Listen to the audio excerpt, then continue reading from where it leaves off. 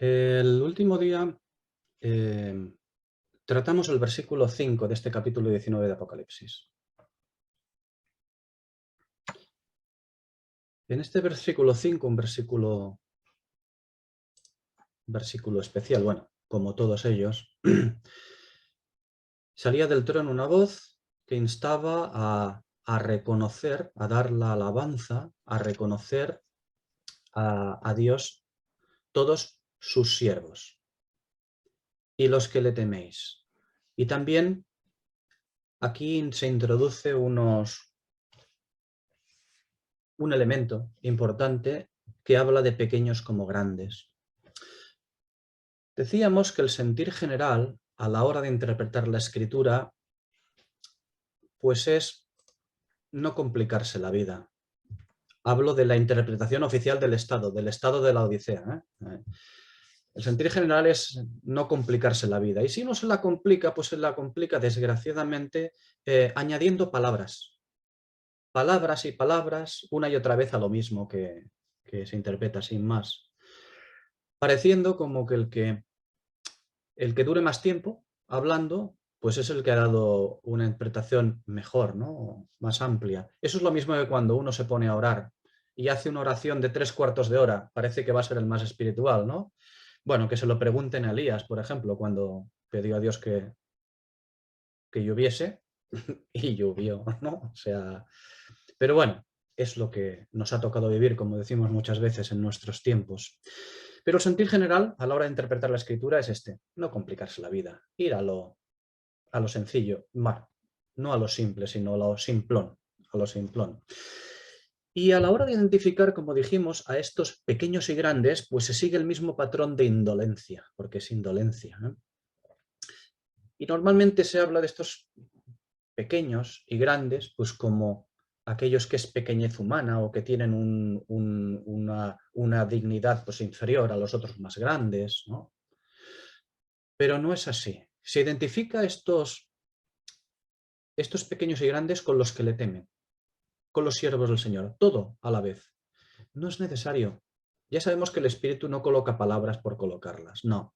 Los pequeños y grandes, como dijimos, son un caso especial y quiere que lo entendamos perfectamente. ¿Por qué? Porque en este versículo 5, después de los versículos anteriores, en los cuales hemos visto las multitudes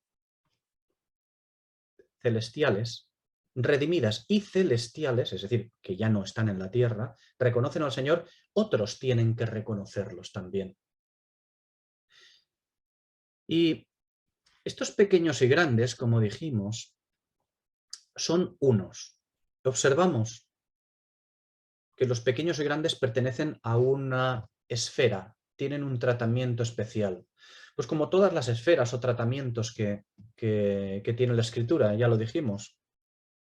El Señor habla de redimidos y de no redimidos, también habla de Israel, de la Iglesia de Dios, de los gentiles. Después, por otro lado, habla pues, de muchas maneras, establece dispensaciones en las cuales, llamémoslo como queramos, si a alguien no le gusta la palabra dispensación, pues una economía, una esfera o un tiempo en que el Señor trata con el hombre de una manera determinada, a través de algo que el Señor da. Nosotros le llamamos dispensación. Bueno, podemos llamarle como queramos, una economía, ¿no? O sea, hay muchas esferas que a lo largo de estos milenios el Señor ha tratado con el hombre en la tierra. Vale.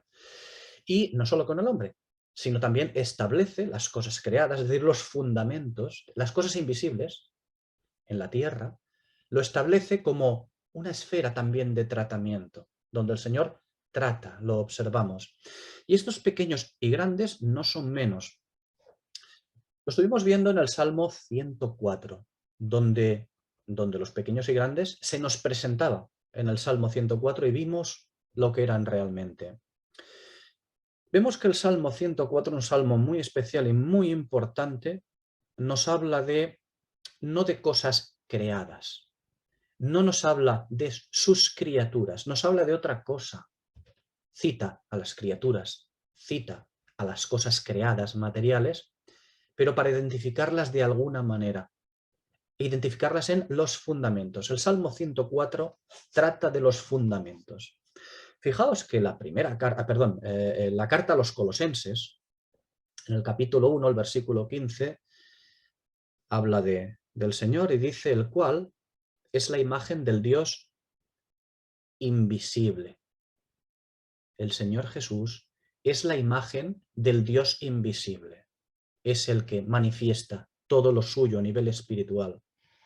El primogénito de toda creación, porque por él fueron creadas todas las cosas, las que hay en los cielos, las que hay en la tierra, las visibles y las invisibles. Sean tronos, sean dominios, sean tronos, sean dominios, sean principados, sean potestades, todo fue creado por medio de él y para él, y él es antes de todas las cosas, y todas las cosas tienen consistencia en él. Y es importante que aquí veamos también en este capítulo de esta carta a los Colosenses, es importante ver que cuando habla de que es el primogénito de toda creación, no habla, no está diciendo que es el primogénito de toda la creación, sino de toda creación. Es decir, toda la creación tiene que ver con las cosas creadas, pero toda creación no tiene tanto que ver con las cosas creadas, o al menos no tiene que ver simplemente con las cosas creadas. Toda creación es un concepto más amplio que toda la creación. Toda creación incluye las cosas creadas más los fundamentos en los cuales se van a desarrollar las cosas creadas. Toda creación incluye las cosas visibles y las invisibles. Como decíamos, la creación es una esfera que está representada pues, por actores y por el escenario. Toda creación, en cambio, es una esfera más amplia que implica, además, ¿a qué? Pues a principados, a potestades, tronos, dominios, cuyo simbolismo no debemos personalizar en hombre ni en ángel ninguno, sino que son fundamentos que Dios ha preparado para que su creación camine en ellos. Como dijimos, no es un guión propiamente dicho, pero sí como una estructura guionizada. Cosas que tienen que ver con el desarrollo de la historia profética. Digo de la historia profética porque la historia profética es todo.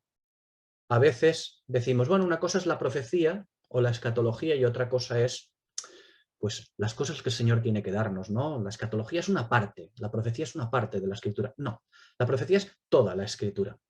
Todo hemos podido estar comprobando, en cualquier sitio hay reminiscencias proféticas, evocaciones proféticas, hay simbolismos. Todo es profecía, todo es profecía.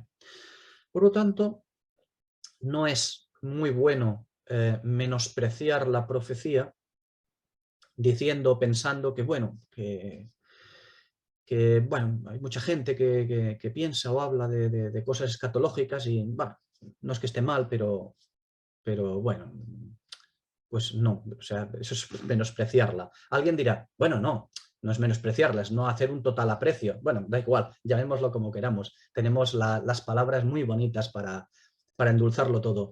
Pero la profecía es aquello a lo que debemos estar permanentemente atentos, porque sin la profecía, como dice Pedro, no hay luz. No hay luz. Todo es profecía. Y el Salmo 104 es un salmo absolutamente profético que nos habla precisamente de la historia profética, de dónde y cómo se van a enmarcar sus criaturas, todas las cosas creadas en la historia profética, porque el Salmo 104 nos habla de los fundamentos. ¿Y qué es lo que observamos en el Salmo 104 cuando llega un versículo importante? Pues que todo, el versículo 27 del Salmo 104, que en ese desarrollo profético, es decir, en ese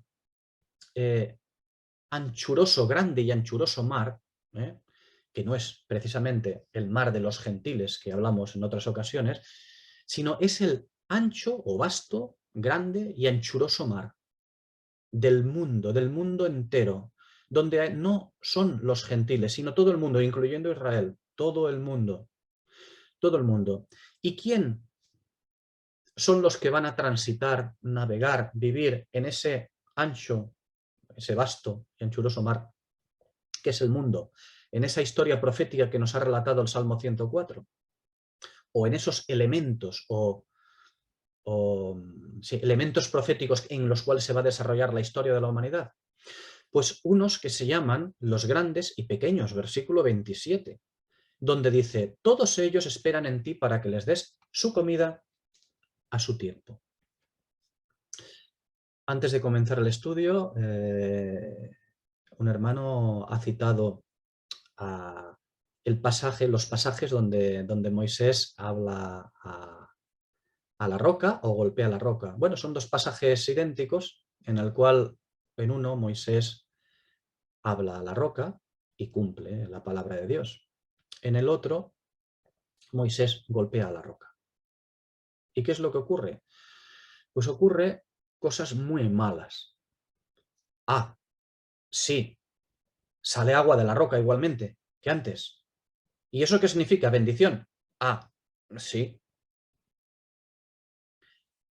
Significa un agua. Pero el agua puede ser para bien o puede ser para mal. El agua lo puede beber el pueblo de Dios en el primer pasaje o lo puede beber ya no el pueblo de Dios, la congregación que se le dice y sus bestias. Los grandes y pequeños es lo mismo. ¿Quién son los grandes y pequeños? Los grandes y pequeños son aquellos que deben esperar su agua, el agua de la roca, si podemos decirlo así, metafóricamente, o su comida, como dice el versículo 27 del Salmo 104, su comida a su tiempo, la comida de manos del Señor. Y cada uno sabrá lo que come. Como dijimos, estos eran los que esperaban recibir, los que esperan, siguen esperando recibir en el ancho y en el vasto y anchuroso mar que es el mundo, esperan recibir algún tipo de alimento, alguno. El Señor lo entrega. El Señor selecciona estrellas y esas estrellas que selecciona han sido dotadas de luz para entregar esa luz. Pero ya vemos que hay estrellas que han decidido no hacer uso digno de eso que el Señor les ha concedido. Pero esto no de ahora. Desde la Iglesia, desde antes de la Iglesia, desde antes de Israel, siempre, hay estrellas para todo. No han puesto su luz al servicio de aquel que les dio luz. Se ha utilizado para mal. Así estamos en este mundo, así estamos en el pueblo de Israel, así estamos en la Iglesia y así acabarán las cosas, desgraciadamente. Los pequeños y los grandes pueden tomar, como dicen, seguimos en el Salmo 104, donde se nos presenta a los pequeños y los grandes en el versículo 27, y en los versículos 28 y 29, 28, se nos dice que ese alimento que toman puede ser para bien, versículo 28, o en el versículo 29, que ese alimento puede ser para mal. El alimento de estos pequeños y grandes puede servir para salvación o para inmundicia, en definitiva. Puede ser un alimento, pan o agua inmundos, o puede ser un alimento santo. Y en función de lo que ocurra eso, en la historia profética, en el desarrollo, en el marco profético, así acabarán unos y otros. Pero la pregunta viene ahora. Bueno, perdón, antes de terminar, ya que hemos citado el versículo 27, 28 y 29, acabamos por el 30. Una vez que haya finalizado el tiempo de recibir alimento, que Dios ha establecido que deben recibir los pequeños y los grandes en este mundo, en esta tierra, una vez que finalice el tiempo de otorgarles el alimento, los pequeños y los grandes van a participar de una renovación de la tierra, versículo 30. Son cosas que estamos estudiando en Apocalipsis y lo de la renovación de la tierra viene pronto ya, muy pronto, ¿no? Van a participar de ello. ¿Cómo? Ya lo veremos. En función del alimento que hayan recibido unos u otros. Por lo tanto, ¿quiénes son los pequeños y los grandes? Pues es un plantío que espera la comida de la mano de Dios. Son aquellos que esperan recibir el pan de Dios, como dice el versículo 7 del Salmo 104. Pero eso no los convierte en salvos. ¿Pueden llegar a ser salvos? Sí, versículo 28. O pueden perderse, versículo 29. Pero ambos esperan el alimento como viniendo de Dios. Los pequeños y los grandes, en el vasto y anchuroso mar del mundo, tienen temor de Dios. Sí, estos tienen temor de Dios. Pero tienen temor de Dios, pues como tienen temor de Dios los santos de Israel, pero también los impíos de Israel, temerosos de Dios. como tienen temor, o mejor dicho también, como se consideran creyentes todos aquellos que tienen a Cristo como Señor, sean salvos o no lo sean. También pertenecen los pequeños y los grandes. Pero llegará el día, como dice el versículo 30 del Salmo 104, llegará el día de la renovación de la faz de la tierra.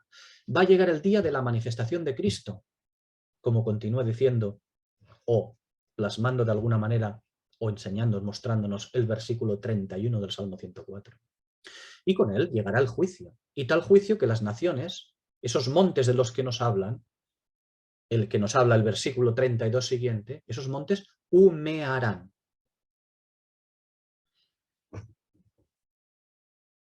Y cuando eso ocurra, pues quedarán dos partes bien definidas, porque los pequeños y grandes, según lo que hayan comido, según qué alimento espiritual hayan ingerido, quedarán divididos en dos. Los de los versículos 33 y 34 y los del versículo 35. Ahí se establecen la diferenciación entre ambos. Los primeros, versículos 33 y 34, serán aquellos que estarán gozosos, cuyas palabras o pensamientos son conforme a Dios. Pero quedarán otros de esos pequeños y grandes que serán los del versículo 35, que serán barridos de participar en la tierra renovada. Estos son los pequeños y los grandes. En fin, también dijimos algo que vamos a tratar también, bueno, que hemos comenzado a tratar, pero que seguiremos tratando. El Salmo se consuma ese discurso con una palabra, aleluya. Alabad a Dios, reconocedlo. Una palabra, como dijimos, que únicamente se encuentra en algunos salmos. Nosotros, o bueno, el mundo evangélico, cree que aleluya se encuentra prácticamente en todos los libros de la Biblia. Pues no. La palabra aleluya solamente se encuentra en algunos salmos y en Apocalipsis 19. Precisamente el capítulo que estamos tratando. En Apocalipsis 19, versículos 1 a 6. Precisamente el final de la sección que estamos tratando ahora mismo. En fin, como decimos, casualidades ni una. El Salmo 104 nos habla de la creación de los fundamentos. Esto volveremos a tratarlo cuando lleguemos al capítulo 21. ¿Por qué? Pues porque se va a producir en el capítulo 21 un cambio en esos fundamentos. Pero ya llegaremos. Vimos también otras escrituras al respecto sobre los pequeños y grandes, como el Salmo 115, donde se habla de una bendición general a la nación de Israel, donde los pequeños y grandes son aquellos que temen a Dios, pero temen a Dios sin tener en cuenta la salvación personal, sino la nacional. Pueden ser salvos o pueden no serlos. Los volvemos a ver en Hechos 26, versículo 22. En Hechos 26, versículo 22, donde son aquellos a los que se testifica la palabra, viendo que la palabra es el alimento, a los que se les testifica, punto, nada más. Esos son los pequeños y los grandes. Y en Apocalipsis, al final, los vemos a los pequeños y grandes, pero esta vez por parejas, como siempre, Epeses, epesen, por parejas, los que se pierden y los que son santos. El remanente de un testimonio y el testimonio que ha ido, siempre por parejas, sea de un testimonio o sea del otro. Apocalipsis 11, 18 y 13, 16. 11 y 18 son aquellos que recibirán un galardón. Oh, son salvos. 13 y 16 son los que reciben la marca de la bestia y ambos son pequeños y grandes. Yendo al capítulo 19, los vemos en este versículo 5 que ya hemos tratado y que acabamos ahora, que resumimos de tratar, donde en el versículo 5, en este versículo 5 concretamente, de Apocalipsis 19, se les requiere recibir al Rey de Gloria. A estos se les requiere recibir al Rey de Gloria. Pero cuando lleguemos al versículo 18, ya lo veremos, pero cuando lleguemos al versículo 18, los pequeños y los grandes van a ser contados con los que pelean contra el Cordero. Como decíamos, los pequeños y los grandes pueden serlo para bien o para mal, para ser contados entre los santos o para ser contados entre los inmundos. Una última cuestión. En la escritura hay una modificación que aparece en dos escrituras con respecto a los pequeños y los grandes. Son los mismos, pero llega un momento en la escritura en que se les trata de grandes y pequeños. Se invierten. Esa polaridad se invierte. Cuando se les trata como grandes y pequeños, son pasajes que vemos en Jeremías 16:6 y Apocalipsis 20:12. En estos dos pasajes, la particularidad que tienen estos pasajes es que a estos no se les cuenta, no es que se les cuente entre los inmundos, entre los que pueden ser inmundos, no es que se les cuente, sí, sino que en estos dos pasajes se les cuenta como aquellos que reciben la muerte explícita e irremisiblemente. La transformación de pequeños y grandes en grandes y pequeños es que los pequeños y grandes llegan a un momento que ya no tienen posibilidad. Jeremías 16:6 anuncia lo que ocurrirá. Apocalipsis 20:12 dirá de ellos que ha terminado el tiempo de recibir el alimento. Ya no hay lugar para pasar de un sitio a otro. Bien, como decíamos, cuando llega el tiempo de la muerte y pasan ya a llamarse grandes y pequeños, no pequeños y grandes, sino grandes y pequeños, ni siquiera se les llorará, como dice Jeremías en su capítulo 16, ni siquiera se les llorará ni se les enterrará, porque su destino es la condenación que nos dice Apocalipsis 20:15. Y en ese estado de grandes y pequeños, como dice Jeremías 16:7, ya no tendrán más partimiento del pan ni beberán de la copa. Porque el banquete de ellos, del siguiente versículo, Jeremías 8, no es el que nosotros tenemos preparado, no es el que Dios prepara para los redimidos. El banquete que veremos en este mismo capítulo, en el versículo 9. Cuando llegue ese momento se habrá acabado el bróquil, como se suele decir. Bien.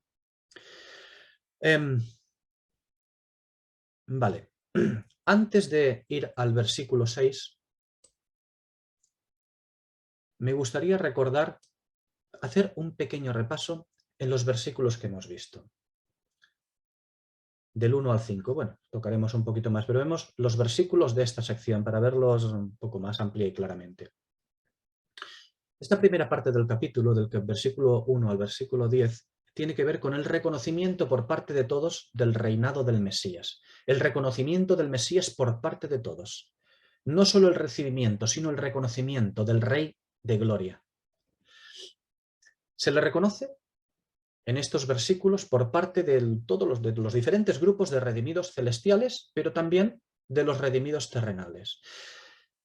Pero es un reconocimiento enmarcado en la sección de la Iglesia, que no hemos terminado hasta que llegue el versículo 11, porque tiene que ver con algo, con la coronación del Rey de Gloria. Y esa coronación tiene que ver con las bodas del Cordero. Ya lo veremos. En los versículos 1 a 4, allí se nos mostraron a los redimidos que están en el cielo. Aquellos que están en la casa del Padre, donde hay muchas moradas diferentes para los diferentes grupos de redimidos celestiales, como dice Juan 14:2. El versículo 1 nos muestra el número total de los redimidos que están en el cielo. Es una multitud, es decir, muchos, pero a la vez un conjunto de diferentes. Y está compuesto por el cuerpo de Cristo y también por los demás santos que están más bien relacionados con el candelero judío, con otro candelero diferente.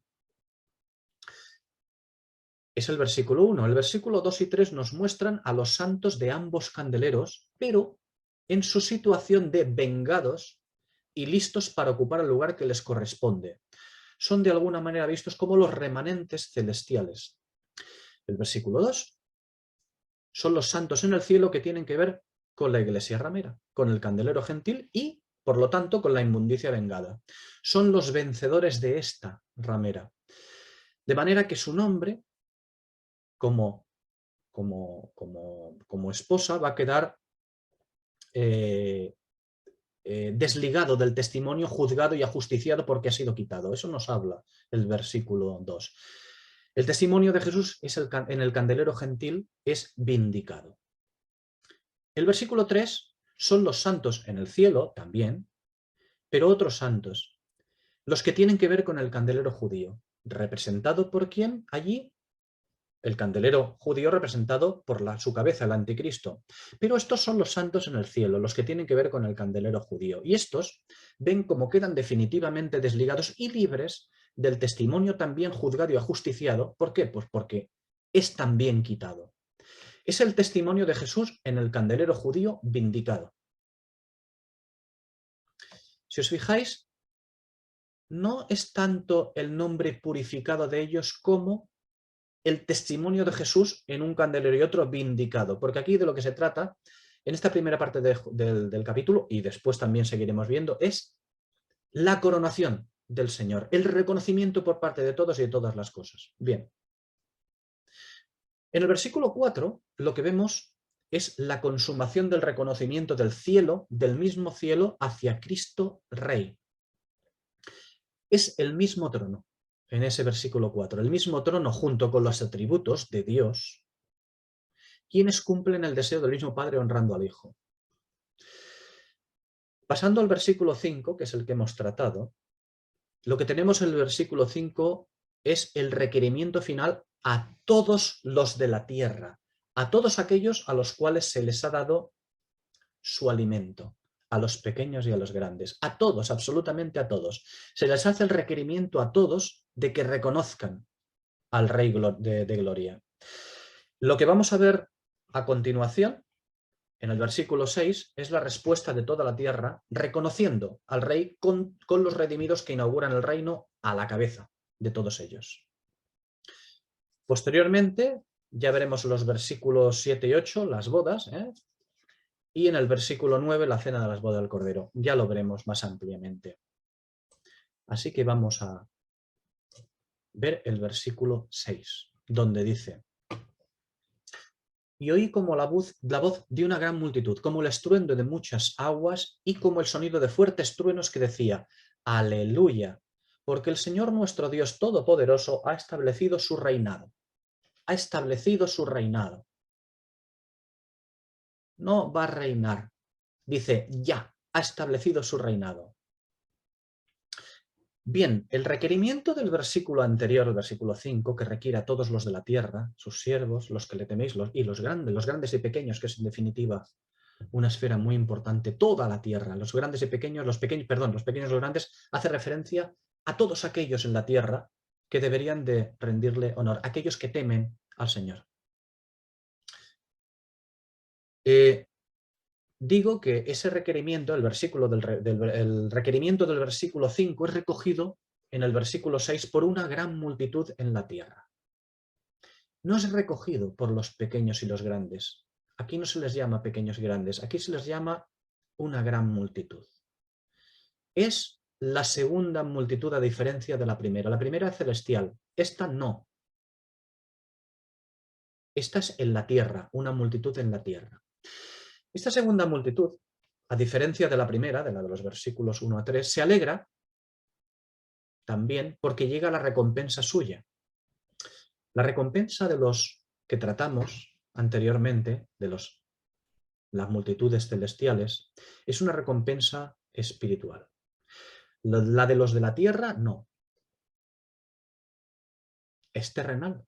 Y llega la recompensa, se alegran, en este versículo 6 se alegran, esta multitud de la tierra, porque llega su recompensa. ¿Y cuál es? La bendición terrenal en el reino de Cristo. Alguien pensará, hombre, pero espiritual significa mejor que terrenal. Bueno, es lo mismo que jugar al póker y decir que el as es más que el rey. Pues igual no, igual dos reyes son más que un as, no lo sé.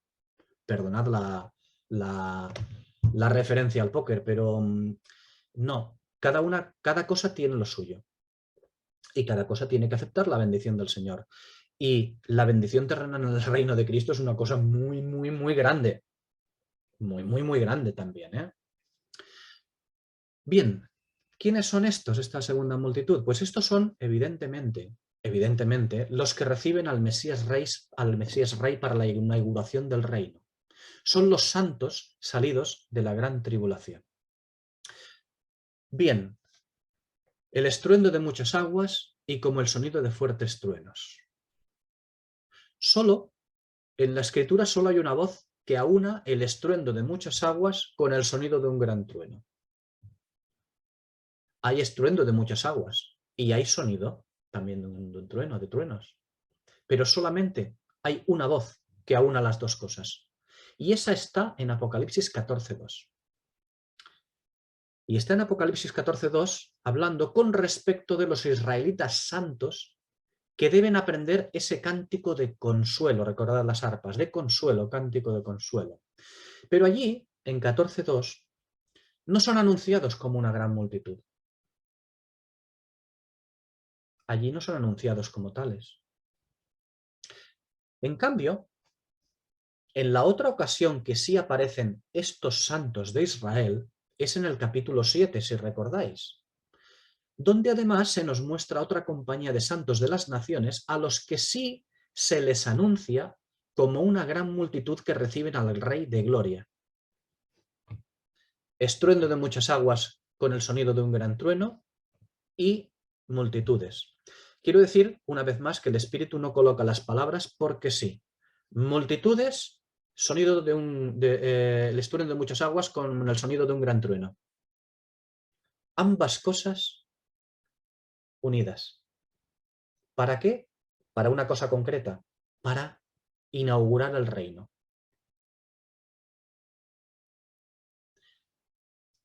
No se trata de ver palabras y de adjudicarle cualquier cosa, no. Es que las palabras tienen su motivo, su razón de ser. Por eso decimos siempre que el sistema de interpretación que debemos aplicar es el simple, el sencillo, que es el de correspondencias.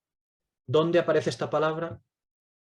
A ver, aquí nos ha hablado de la palabra familia. Muy bien, vamos a buscar la Biblia donde aparece la palabra familia y vemos el porqué. Vamos a mirar el porqué. Nos va a dar muchos datos. Por eso mirar las correspondencias. Cuando hablo de multitudes, busquemos multitudes.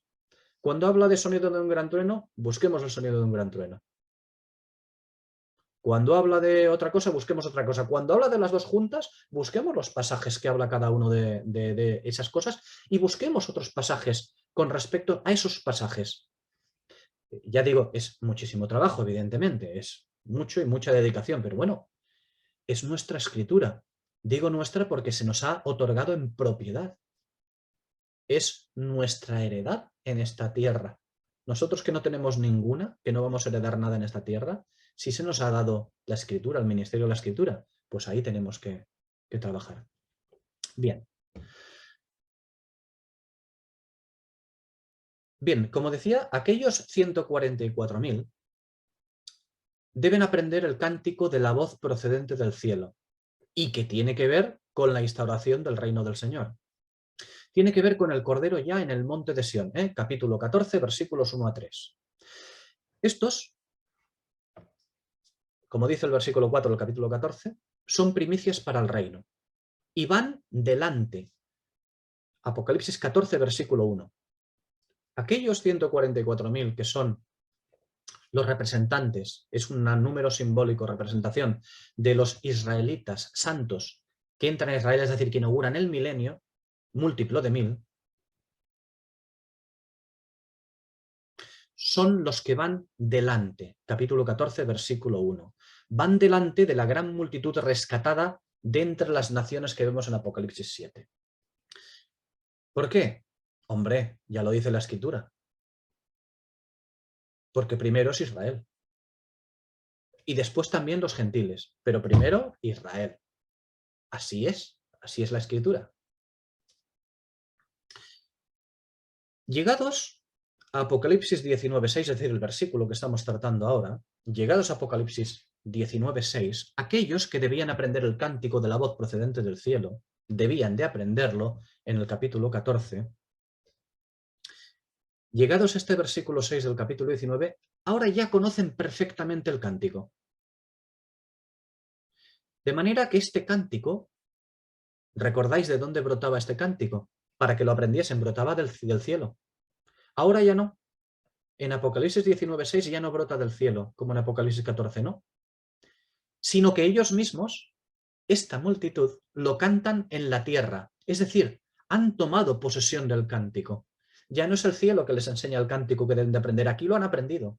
Es decir, han tomado posesión de él y por lo tanto han tomado posesión de lo que viene, ¿no? Lo cantan ya en la tierra y van a la cabeza de todos los rescatados para el reino. Son aquellos que dicen Apocalipsis 5, compraste para Dios de todo linaje, lengua, pueblo y nación, y les hiciste para nuestro Dios reyes y sacerdotes y reinarán sobre la tierra. Son todos estos. Esta es la multitud de la que habla este versículo. Muy bien, pues eso que hablaba en el capítulo 5 de Apocalipsis, que reinarán sobre la tierra, en este versículo 6 de Apocalipsis 19 ya ha llegado. Ahora van a reinar, ya. Aquí, en este versículo 6, observamos a las dos compañías juntas recibiendo al Señor. Es una gran multitud procedente de las naciones, como dice el capítulo 7, versículo 9. Y también es como el estruendo de muchas aguas, procedente de Israel, capítulo 14, versículo 2. Pero además tenemos la última particularidad con respecto a esta multitud del versículo 6, que dice como el sonido de fuertes truenos. En el capítulo 14, versículo 2, ya leímos, ya observamos, estudiamos, que se oye un gran trueno y ese gran trueno es atribuido a la compañía israelita. En este caso, el cambio a plural, porque ahora es fuertes truenos,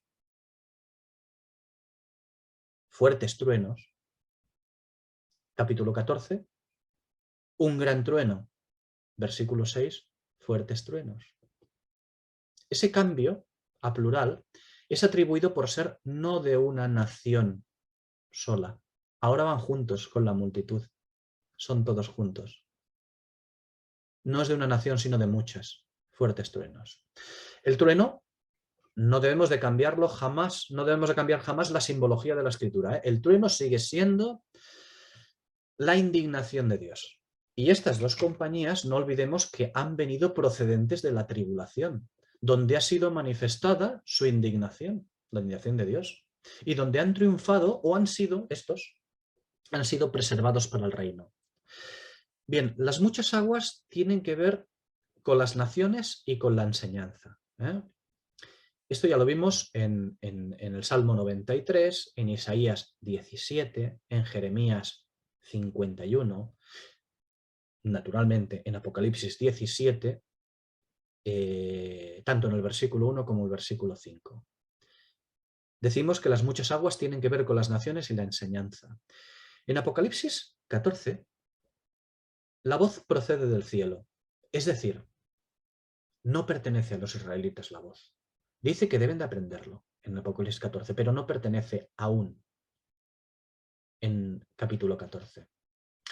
Ahora, en este versículo de Apocalipsis 19, 6, ha llegado el momento de que esa voz la profiera la gran multitud, que ahora sí que tiene que ver con las naciones, conforme al capítulo 7 de Apocalipsis.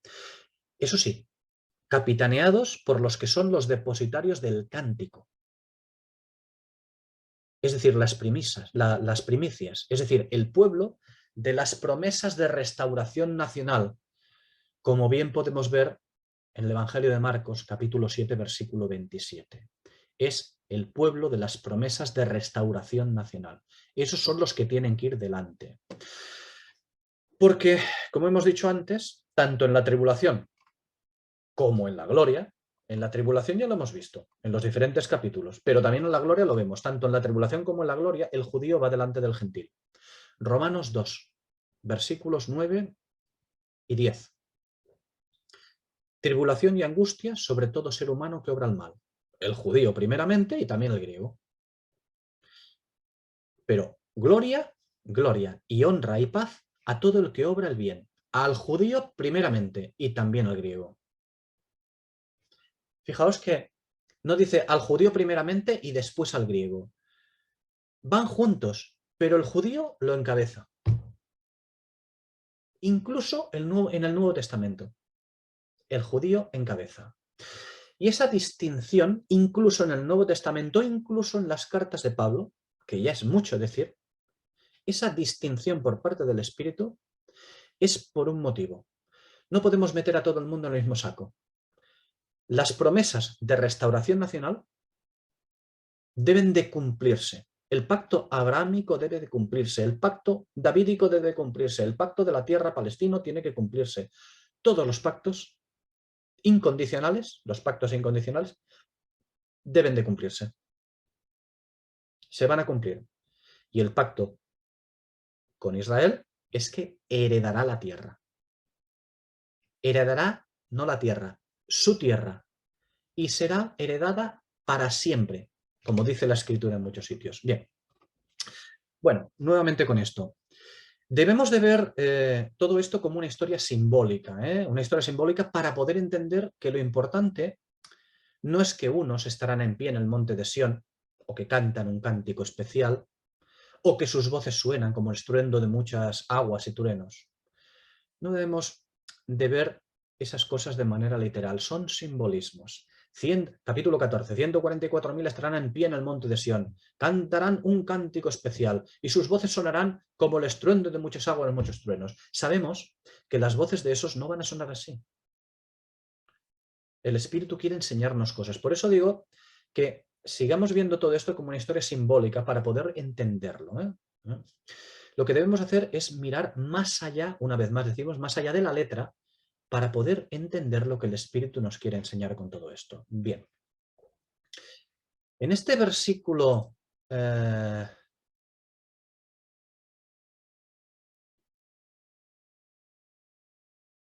Ajá. Vale, de acuerdo. Vamos a tratar ahora el aleluya, ¿vale? El aleluya. El aleluya que vemos ya en este versículo 6 es el último aleluya que vamos a ver en el Nuevo Testamento, en el resto del libro. Es el último aleluya. De hecho, los tres anteriores, es el cuarto, los tres anteriores vienen precedidos de los versículos del 1 ahora. En todo el Nuevo Testamento no hay. En todo el Antiguo Testamento tampoco hay, excepto en el libro de los Salmos, en algunos salmos. Es una palabra, por lo tanto, no muy amplia o de uso muy amplio. Es de uso muy amplio en las bocas de los creyentes, pero no es de uso amplio, muy amplio en la Escritura. Se circunscribe solamente a algunos salmos y a los versículos 1 a 6 del capítulo 19 de Apocalipsis. Punto. Y este aleluya que vemos aquí, por lo tanto, no es poca cosa. Hemos visto los aleluyas anteriores que nos hablan de algo y ahora vamos a ver este que nos habla de otra cosa. Este es el aleluya número 4 que tenemos aquí. 4 aleluyas tenemos en estos 6 primeros versículos. De hecho, como hemos dicho, no hay más en todo el Nuevo Testamento, ni siquiera en el capítulo 7, versículo 12. ¿Recordáis donde se ve a la gran multitud clamando también? Pues ni siquiera ni en el capítulo 7 ni en el capítulo 14, donde se ve a los judíos también. Allí tampoco claman aleluya. Ni siquiera allí. Es más, como hemos dicho, esa expresión solamente la tenemos en algunos salmos y aquí. Como decía, seguro que muchos creen que es una expresión de uso extendido en la Escritura, pero no. Bien, vamos a fijarnos en la culminación del libro de los Salmos. El último versículo del libro, el versículo 6 del Salmo 150, dice: todo lo que respira, alabe a Yah. Aleluya. Toda la creación alabe a Yah. No es todo lo que respira, es toda la creación, la traducción.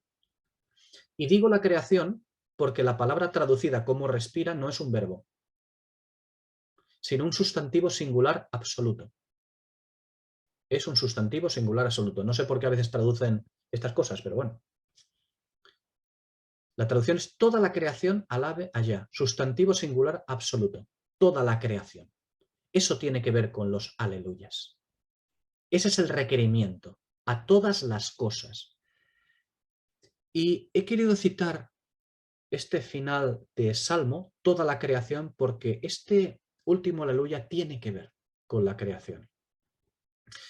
Recordad cómo cuando hemos tratado el versículo 1, hemos citado a Colosenses, en su primer capítulo, donde dice, repetimos otra vez, es interesante, os ha reconciliado en su cuerpo de carne por medio de la muerte, para presentaros santos y sin mancha e irreprensibles delante de él. Eso sí, si en verdad permanecéis fundados y firmes en la fe, y sin moveros de la esperanza del Evangelio que habéis oído, el cual ha sido proclamado en toda la creación que está debajo del cielo, del cual yo, Pablo, fui hecho ministro. Bien, citamos esto, y lo volvemos a citar, para mostrar, bueno, en el versículo 1 lo citamos esto, con lo de la presentación como santos sin mancha y irreprensibles delante de él, lo hemos citado para mostrar a la novia en contraste con la mujerzuela que había ocupado su lugar. Bien, habréis comprobado que todo aquello que la novia debe velar, es decir, ser santa, sin mancha, fundada y firme en la fe y sin moverse de ello, también dice que todas estas cosas, este evangelio, es decir, ser santa, sin mancha, fundada y firme en la fe y sin moverse de ello, también dice de ello que ha sido proclamado en toda la creación que está debajo del cielo. Dice Pablo. Y ahora, cuando llegamos a estos 10 primeros versículos de Apocalipsis 19, lo que vemos es que estos versículos 1 a 10 nos traen el tiempo de la revelación de los verdaderos hijos. Y cuando nos trae la revelación de los verdaderos hijos de Dios, la creación no puede faltar a su cita, tampoco. La creación, aquella que necesita también la redención, tampoco puede faltar a su cita. Romanos 8, versículos 18 a 21.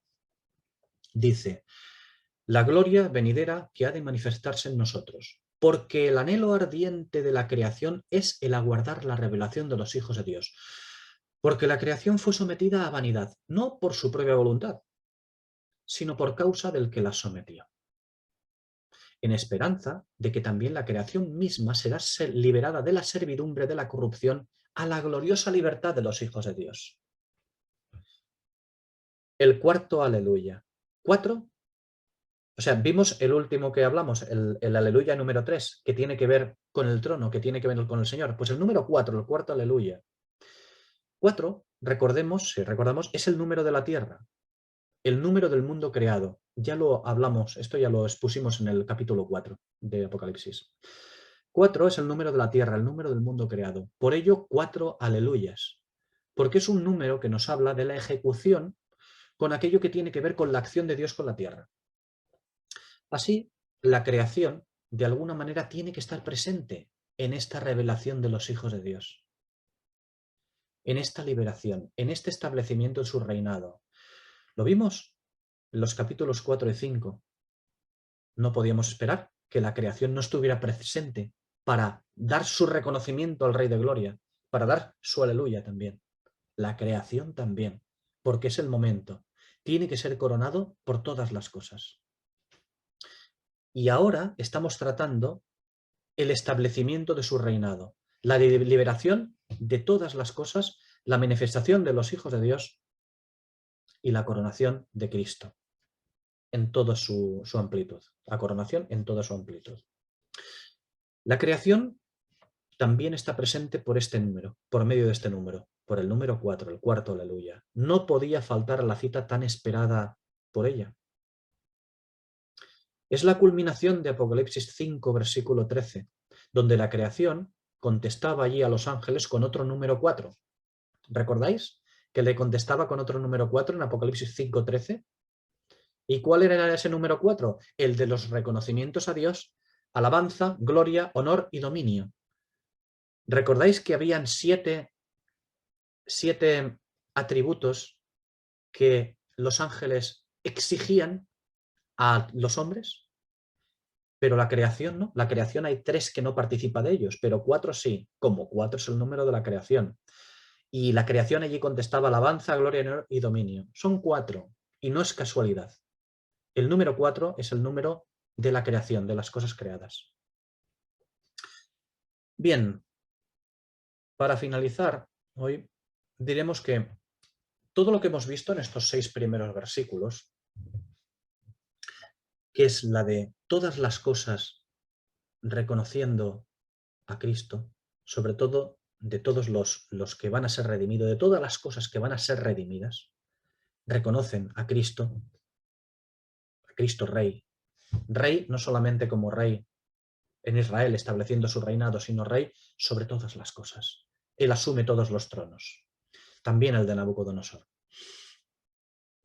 Estos versículos, estos 6 primeros versículos, tienen una escritura de correspondencia. Es como un antiguo anuncio que debía llegar a ser, que debía llegar a cumplirse. Lo tenemos en el primer libro de las Crónicas, capítulo 16, versículos 22 a 33, donde dice: No toquéis, dijo, a mis ungidos, ni hagáis mal a mis profetas. Cantad a Jehová toda la tierra, proclamad de día en día su salvación. Cantad entre las gentes su gloria, y en todos los pueblos sus maravillas. Porque grande es Jehová y digno de suprema alabanza, y de ser temido sobre todos los dioses. Porque todos los dioses de los pueblos son ídolos, mas Jehová hizo los cielos. Alabanza y magnificencia delante de él, poder y alegría en su morada. Tributad a Jehová, oh familias de los pueblos, dad a Jehová gloria y poder. Dad a Jehová la honra debida a su nombre. Traed ofrenda y venid delante de él. Postraos delante de Jehová en la hermosura de la santidad. Temed en su presencia toda la tierra. El mundo será aún establecido para que no se conmueva. Alégrense los cielos y gócese la tierra, y digan las naciones: Jehová reina. Alégrense los cielos y gócese la tierra. Y digan en las naciones: Jehová reina. Resuene el mar y su plenitud, alégrese el campo y todo lo que contiene. No solo el mar, el campo. Recordad, Mateo 13, el campo es Israel. El mar ya sabemos lo que es, ¿eh? Recordad los simbolismos, ¿no? Entonces cantarán los árboles de los bosques delante de Jehová, porque viene a juzgar la tierra. Este es una escritura de correspondencia con lo que hemos leído en estos versículos de 1 a 6 del capítulo 19 de Apocalipsis. Lo que ocurre, el reconocimiento al rey, el reconocimiento al juez. Los cielos alegrándose y gozándose la tierra. Bien, pues una vez que hemos visto estos 6 primeros capítulos, todos los que le deben tributo al rey de gloria, ya se lo han tributado. Ya lo hemos visto. Ya lo han reconocido en su reino y en su dominio sobre todo. Primeramente, lo ha reconocido el cielo. Y ahora también hemos visto cómo lo ha reconocido la tierra. El Señor, nuestro Dios Todopoderoso, ha establecido su reinado. Lo han reconocido todos.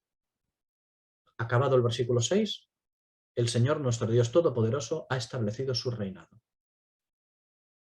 Ha sido reconocido por todos. Y ahora, pues, llega la culminación de todo ello, de todo ese reconocimiento. Del rey sobre todas las cosas llega esa culminación, las bodas. Llega la corona que es representada por su esposa, como podemos ver en el Cántico de Salomón, en el Cantar de Salomón, en capítulo 3, versículo 11.